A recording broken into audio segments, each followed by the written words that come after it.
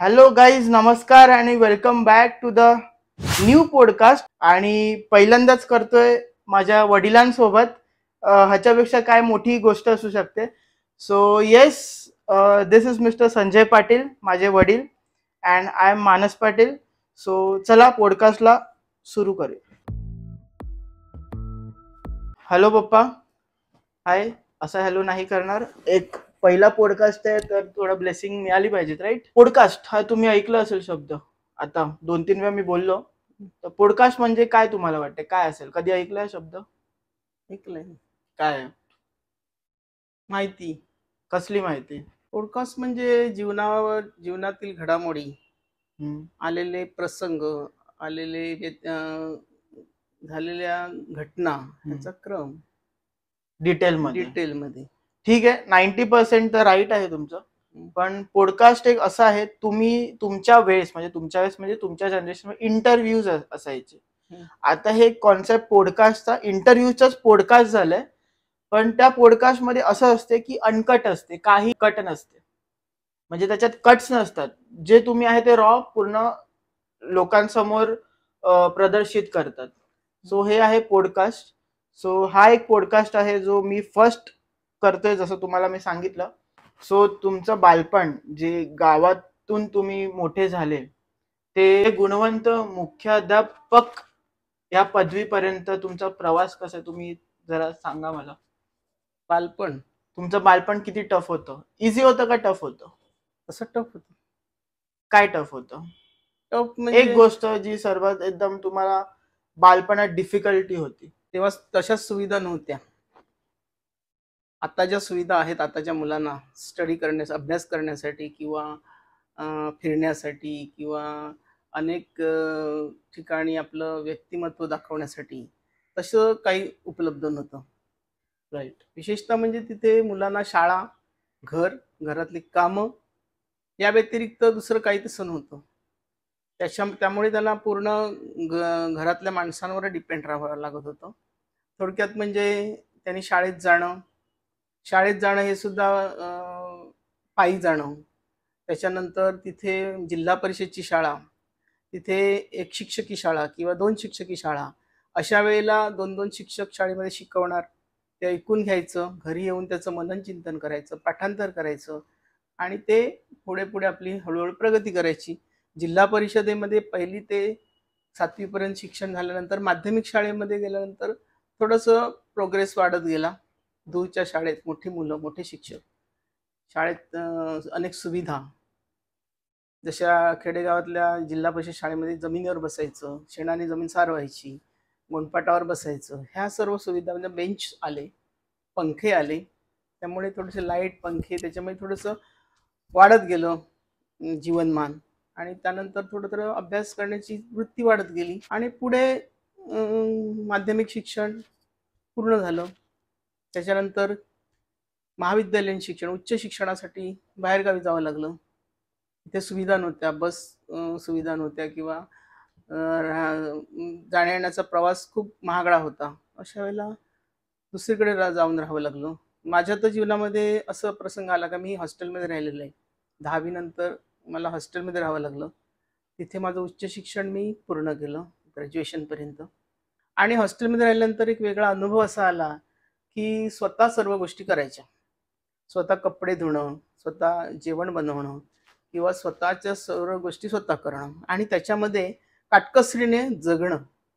घरातून आलेला थोडासा पैसा, त्याच्यावर आपली महिन्याची उदरनिर्वाह करायचा आणि अशा प्रकारे जीवनामध्ये प्रगतीपथावर जाण्याचा हा प्रयत्न होता आणि तो प्रयत्न करून यशस्वी झालो. यशस्वी झाल्यानंतर ग्रॅज्युएशन नंतर काय करायचं? तर ग्रॅज्युएशन नंतर आपल्याला तसा पर्याय नाही, कारण SSCला तसे मार्क बेताचे. त्यामुळे आर्ट्सशिवाय पर्याय नव्हता. एक डिग्री घेणं महत्त्वाचं होतं. ती डिग्री घेतली. डिग्री घेतल्यानंतर काय करायचं? कुठेतरी क्लार्कची नोकरी मिळेल या उद्देशाने आपण ग्रॅज्युएशन पूर्ण केलं. त्याच्यानंतर बऱ्याचशा सहकाऱ्यांच्या मदतीने की B.Ed करावं. B.Ed केलं. B.Ed केल्यानंतर नोकरी मिळणं सुद्धा तसं कठीणच होतं, कारण सगळीकडे इंटरव्ह्यूला जाणं किंवा इंटरव्ह्यू देणं किंवा ॲप्लिकेशन टाकणं, प्रत्येक शाळांमध्ये व्हिजिट देणं, ह्या गोष्टी आल्या.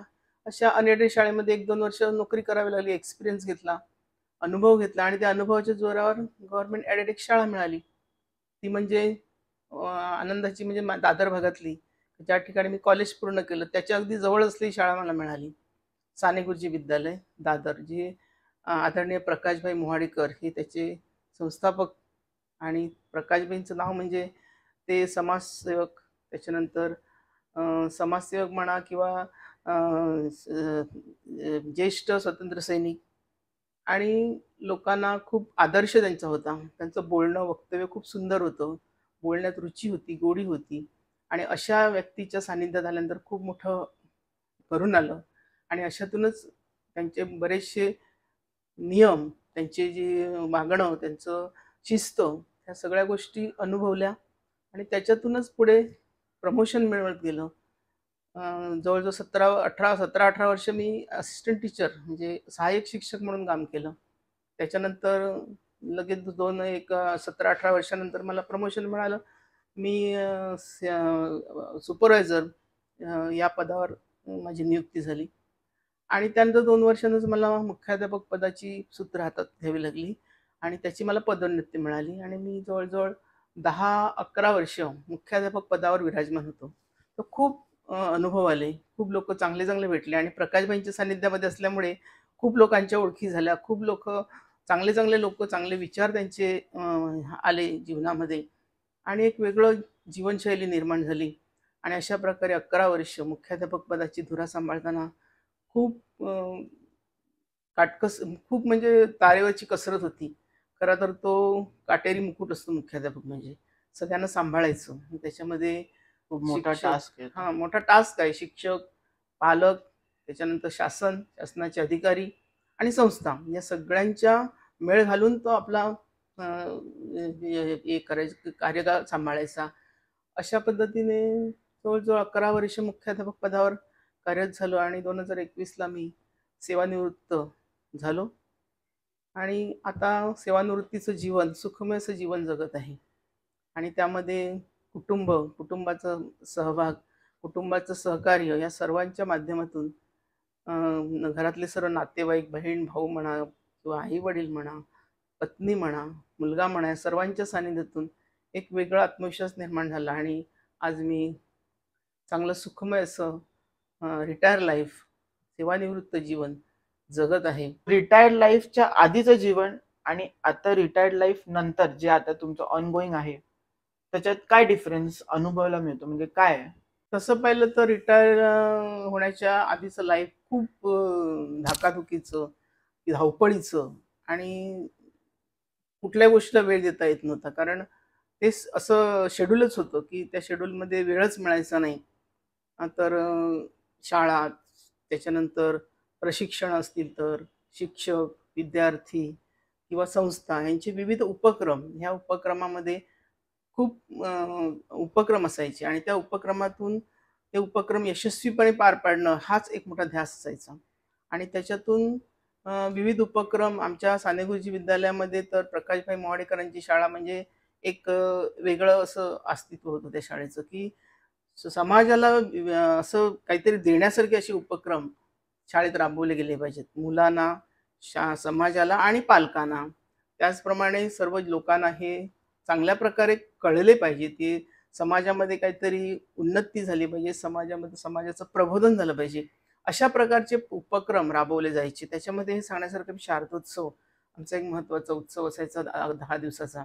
त्याच्यामध्ये समाज प्रबोधनामध्ये विविध बाबी ते मांडल्या जायच्या. आमचे नांगरे सर म्हणून कला शिक्षक होते आहेत, की त्यांनी ते त्यांच्या कलाबुद्धीने ते विविध प्रकारचा प्रोजेक्ट मांडायचे. एक थीम घ्यायची आणि त्या थीममधून ते लोकांपर्यंत पोहोचवण्याचा खूप मोठा प्रयत्न ते करायचे आणि त्याच्यातून खूप चांगले विद्यार्थी घडले. आजपर्यंत जे विद्यार्थी आहेत ते चांगल्या प्रकारे अजूनपर्यंत शारदोत्सवासारखा गॅदरिंग म्हणा किंवा स्नेहसंमेलन, त्याच्यामध्ये जे उपक्रम होते त्या सर्व उपक्रमांसंदर्भात ते अजूनपर्यंत त्याची आठवण काढतायत. त्याच्यातूनच काही समाज प्रबोधक विद्यार्थी घडले आणि ते अजूनपर्यंत या शाळेमध्ये होणाऱ्या उपक्रमांची वाहवा करतात किंवा त्याची आठवण सतत त्यांच्या आठवणीला ते उजाळा देत असतात. एक biggest mistake in your life, mistake जी तुम्ही आतापर्यंत रिग्रेट करत, बिगेस्ट मिस्टेक. मिस्टेक 25 वर्षाचं असताना, नाही तर तुम्ही 20 वर्षाचं असताना, ती एक मिस्टेक असेल काहीतरी लाईफ मध्ये जी तुम्ही आतापर्यंत रिग्रेट करतात, नाही तर मे बी विसरली असतील पण काही वर्ष आधी तुम्ही रिग्रेट करत असतील, काय अशी गोष्ट?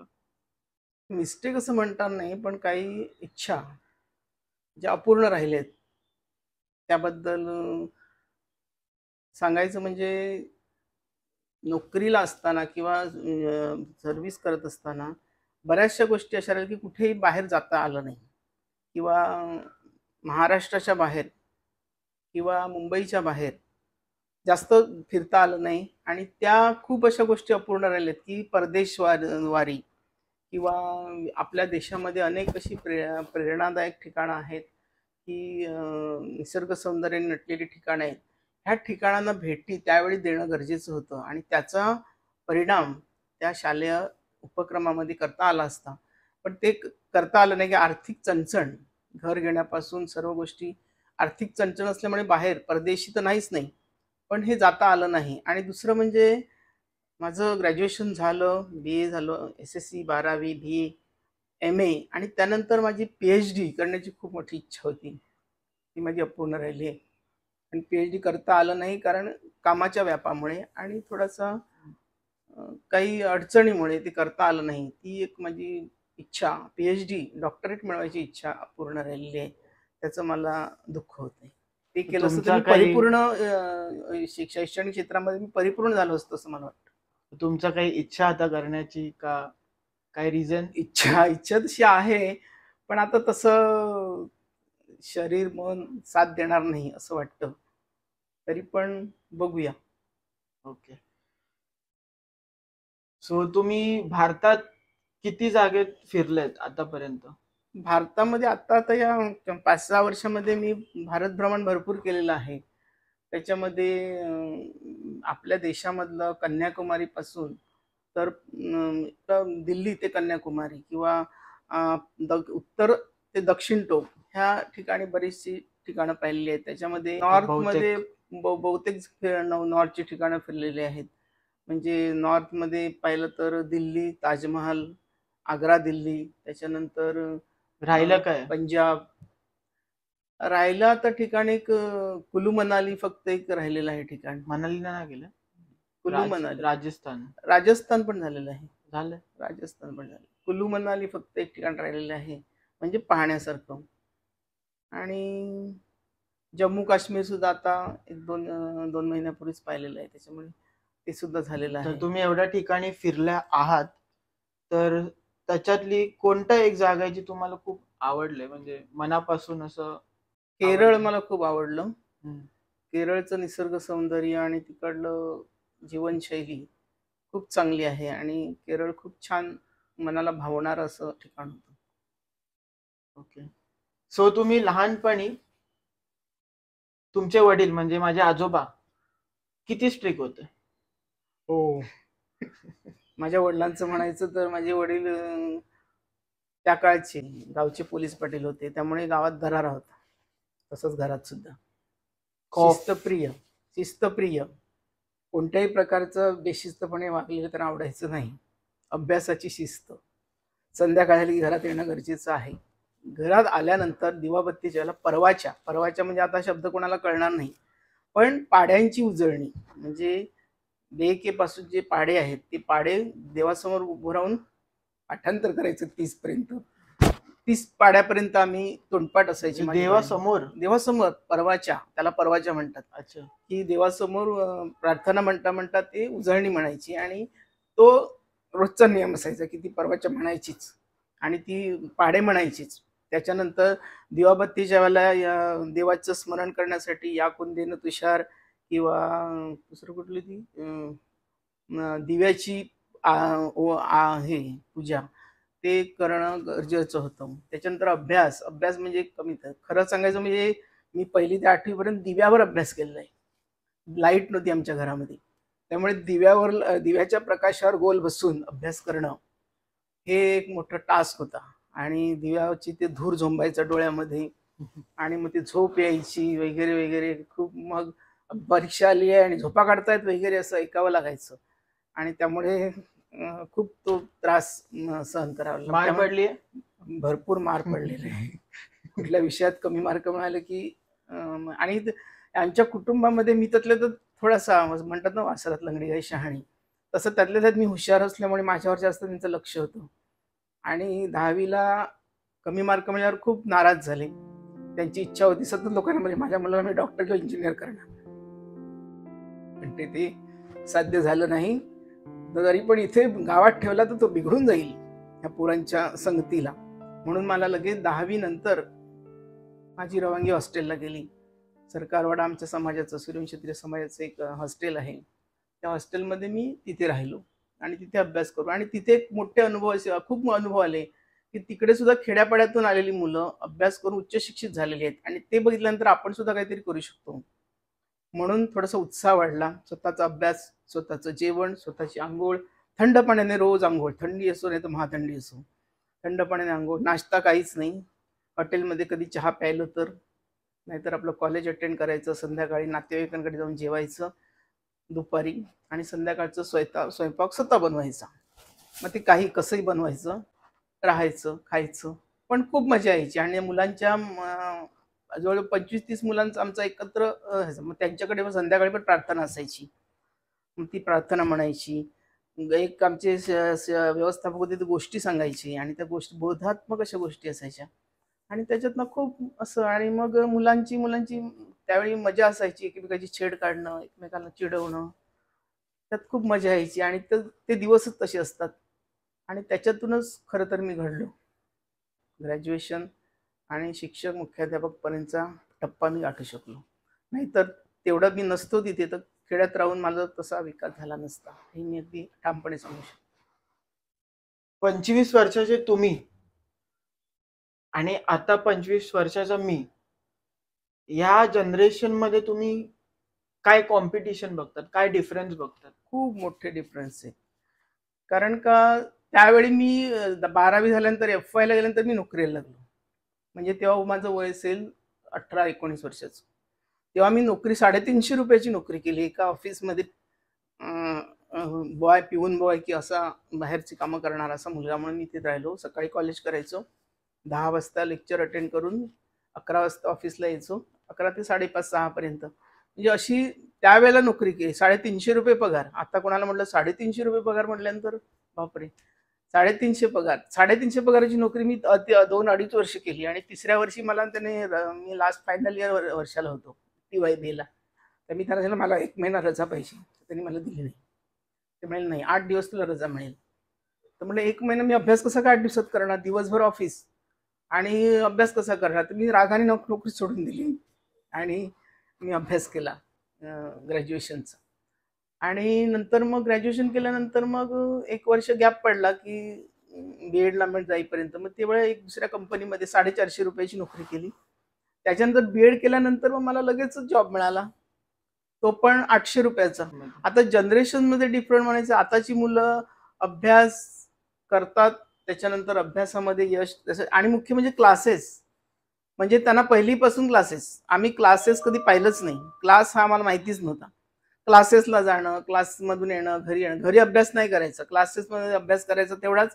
त्याच्यानंतर बाहेरच्या जगामध्ये वावरणं हे मुलांचं. त्याच्यानंतर अभ्यास करतात मुलं, नाही असं नाही, पण ती रात्री वगैरे असा अभ्यास करून ते करतात. पण क्लास म्हणजे हा एक त्यांना सपोर्ट असायचा. त्या आमच्या काळात क्लास हा संकल्पनाच नव्हती. क्लास लावणारा विद्यार्थी म्हणजे डब्बू, की ज्याला काहीच येत नाही त्याला क्लास लावणं.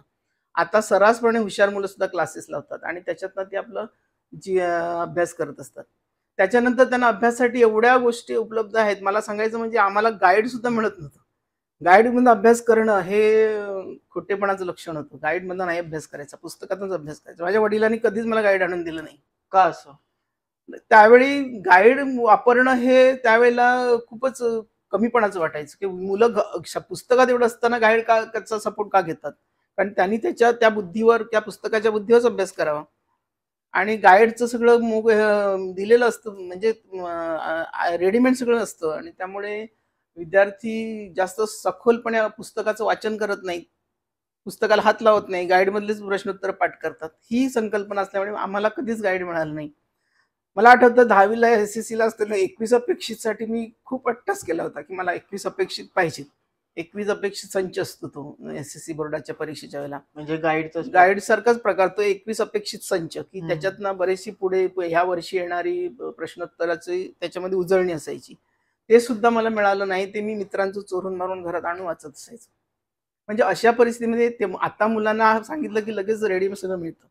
पेन्सिल, खोडरबर किंवा कंपास वगैरे हे आम्हाला रडून रडून मागावे लागत होते. आणि हे पेन्सिल, कंपास किंवा आता तर वेगवेगळ्या आधुनिक उपकरणं निघालेत अभ्यासासाठी. आता मोबाईल सारखे आलेत, लॅपटॉप आलेत. त्यावेळेला साधा टीव्ही नसल्यामुळे बाकी काहीच बोलण्यात अर्थ नाही.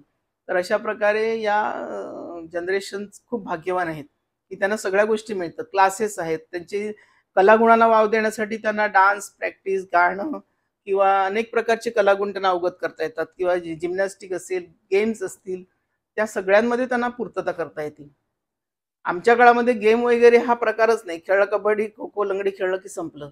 बाकी खेळाचं काय अंश नव्हता. मग अशा प्रकारे ह्या आताच्या पिढीबद्दल खूप आणि पालक सुद्धा सजग आहेत आता, की त्यांना पुढच्या मुलांची चिंता आहे. आता त्यावेळच्या काळामध्ये मुलगा पास झाला बस, बाकी पुढे किती टक्के हा प्रकार माहिती नव्हता. टक्के, आणि त्यावेळेला 50, 60, 70% वर कोणी जात नव्हतं. आता 100% वर सुद्धा मुलं जातात. पण अशा प्रकारे हे टक्केवारीची कॉम्पिटिशन आहे. या कॉम्पिटिशन मधून मुलं वेगळ्या पद्धतीला जातात आणि वेगळे अविचार सुद्धा ह्याच्यातनं होतात आणि वेगळ्या मार्गाला मुलं जातात. तर असं नाही व्हायला पाहिजे. पण समाज बदलला, पूर्ण समाज रचना बदलली.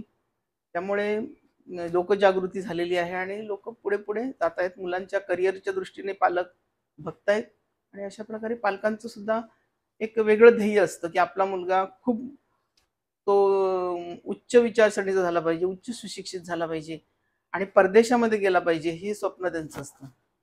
परदेशामध्ये जाऊन सुद्धा काही गोष्टी हे होतात, की नाही, परदेशामध्ये जाणारी मुलं पुन्हा आपल्या घरच्या पिढीला किंवा घरच्या लोकांना पूर्ण विसरून जातात. मग अशा वेळेला तो सुद्धा विचार केला पाहिजे, आपली संस्कृती टिकत नाही आणि त्याच्यामधून मुलं वेगळं त्यांचं हे असतं जीवनमान. तर अशा प्रकारे ती मुलं, आताची पिढी जी आहे ती खूप वेगळ्या उच्च विचारसरणीची आहे. ते योग्यच आहे असं काही नाही, पण पण तरी पण सुद्धा त्यांनी थोडासा आपल्या मागच्यांचा सुद्धा विचार करावा असं मला तरी वाटतं. तुमच्या लाईफमध्ये मित्रांचा काय रोल होता आणि मित्र कसे असावे? मित्रांचा रोल खूप महत्वाचा आहे. प्रत्येक माणसाच्या आयुष्यामध्ये मित्र हे अत्यावश्यक आहे. जसे घरात आई वडील, बहीण भावंड, तसा मित्रांचा रोल सुद्धा महत्वाचा आहे. कारण प्रत्येक गोष्टीमध्ये स्वतःचीच आपण स्वतः जी काही निर्णय घेतो, ते निर्णयापेक्षा मित्रांची त्याला जोड असणं गरजेचं आहे. त्यांचे सुद्धा काही मतं असतात. ती मतं आपण आजमावून घेणं गरजेचं आहे आणि त्याप्रमाणे आपण पुढचा विचार करणं. मित्र सचोटीचे असावे, चांगले असावे आणि त्यांना चांगल्या मार्गाने जाणारे किंवा चांगल्या फॅमिलीतले, चांगल्या कुटुंबातले असून त्यांना योग्य आपण त्यांना ओळखून पाळखून घ्यावं. कारण हा मित्र नक्कीच व्यसनाधीन नाही ना, किंवा व्यभिचारी नाही ना, किंवा कुठल्या गैरमार्गाने जाणारा नाही ना, हे पहिल्यांदा ओळखून मैत्री करणं खूप गरजेचं आहे आणि त्यासाठी मित्र हा खूप महत्त्वाचा टप्पा आहे जीवनामध्ये. एकच मित्र नाही, अनेक मित्र असतात. अनेकांचे विचार आचार वेगवेगळे असतात. तरी सुद्धा त्या विचारानुसार त्यांचे विचार वेगळे असतील, ते आपण किती आत्मसात करायची हे आपल्या मनावर आहे, आपल्यावर आहे, की ते मित्र. आणि खरंच मित्र नसतील तर जीवन अधुरं असतं. आणि मित्रांबरोबर ज्या आवडीनिवडी किंवा मित्रांसोबत जी काही मजा आपण जी करतो, चैन करतो, मजा करतो, ती मजा आयुष्यभरात आपण कधीच विसरू शकत नाही. कारण मित्रांच्या सोबत आपण जे दिलखुलासपणे करतो किंवा दिलखुलासपणे बोलतो, आपले विचार किंवा आपले जी काही व्यथा असतात त्या मित्रांपुढेच आपण सरळ जास्त मांडतो. घरातल्या व्यक्तींपेक्षा मित्र खूप जवळचे असतात आणि असे मित्र असणं खूप गरजेचे असतात आणि असे मित्रच आपल्याला पुढे नेऊ शकतात. पुढे नेऊ शकतात. आणि खरं तर कुठल्याही प्रसंगाला मित्रांचीच खरी मदत होत असते. एखादा दुःखद घटना असेल किंवा आनंदी घटना असेल, त्यावेळेला आपल्याला मदत, सहकार्य करण्यासाठी मित्र खूप महत्त्वाचे टप्पा आहे. आणि ते असणं, प्रत्येकाला मित्र असणं गरजेचं आहे. आणि त्या मित्रांच्यामुळेच आपण थोडं आपलं जीवनसुद्धा बदलू शकतो, असं मला तरी वाटतं. सो जसं तुम्हाला माहिती आहे, मी अब्रॉड जाणार होतो, पण अब्रॉड म्हणजे नाही गेलो. मी स्वतःचं मन निश्चय केलं की मी नाही जाणार. मी अब्रॉड गेलो असतो तर काय डिफरन्स असतं जे मी आज आहे आणि तिथे असतो तर? खरं तर अब्रॉडला जाणं हे, मला ही संकल्पना अजिबात आवडत नाही. कारण आपण ज्या मातृभूमीमध्ये जन्म घेतलेला आहे, जिथे आपण वाढलो, लहानाचं मोठं झालो, तिथेच काहीतरी करावं किंवा तिथेच आपलं जीवनमान अर्पित करावं, असं मला तरी वाटतं. कारण परदेशामध्ये जाऊन त्यांची सेवा करण्यात काय मोठं आपण बक्षीस मिळवतो, हे असं मला वाटतं. परंतु तिथे न जाता आपल्या भूमीमध्ये, जन्मभूमीमध्ये, आपल्या कर्मभूमी, आपल्या जन्मभूमीत आपण कर्म करावं आणि तिथूनच आपल्याला काहीतरी मिळावं, असं माझी पहिल्यापासूनची इच्छा. पण काही लोक विचार करतात की तिकडे डॉलरचा रेट जास्त आहे, तर आपण जास्त तिकडे पैसे कमवू. पैसे कमवून सुद्धा पैशाच्या जोरावर काय करणार? इथे सुद्धा पैसा कमवू शकत नाही. तिथे पैसा कमवून शेवटी तो तिथे द्यावाच लागतो. तिथली राहणीमान, तिकडलं व्यवहार किंवा तिकडलं जी हे आहे, महागाई आहे, ती महागाई ती गगनाला भिडलेलीच आहे. इथे कमावणार तेवढं द्या. पण एवढंच की तिकडे काहीतरी एक विशिष्ट, आपण गेलो अब्रॉडला गेलो म्हणजे आम्ही खूप मोठे, हे असं असं जे चित्र लोकांसमोर उभं राहतं. आणि ते चित्र उभं राहून सुद्धा तिथे सुद्धा एकांतवासामध्ये जीवन जगायचं. जसं काय एखाद्या कोठडीमध्ये किंवा एखाद्या हद्दपार केलेल्या माणसासारखं. सोशल लाईफ नसते. 6 महिन्यानंतर, वर्षानंतर तुम्ही आपल्या फॅमिलीला भेटणार किंवा समाजातल्या लोकांना भेटणार, समाजापासून दूर, फॅमिलीपासून दूर. आणि तिथे एवढा मोठा आनंद, काय एवढा मोठा? समाजापेक्षा, माणसांपेक्षा तिथे पैशाला जास्त जर व्हॅल्यू असेल तर ते पटण्यासारखं नाहीये मला. कारण का, शेवटी माणूस हा समाजातूनच घडलेला आहे आणि समाजानेच त्याला घडवलेलं आहे. आणि त्याला विसरून जाणं हे कितपत योग्य आहे, हे आपण जर विचार करा. मला तर ते पटण्यासारखं नाहीये. पैसा, पैसा, पैसा कमवून पैसा काय करायचंय? तर अशा प्रकारे पैसा कमावण्यासाठी जे जातात, ते पैसे कमावून येतात, इथे भरपूर करतात. पण काही गोष्टी ते त्यांना हे घ्यायला, असं की त्यांच्यापासून वंचित असतात.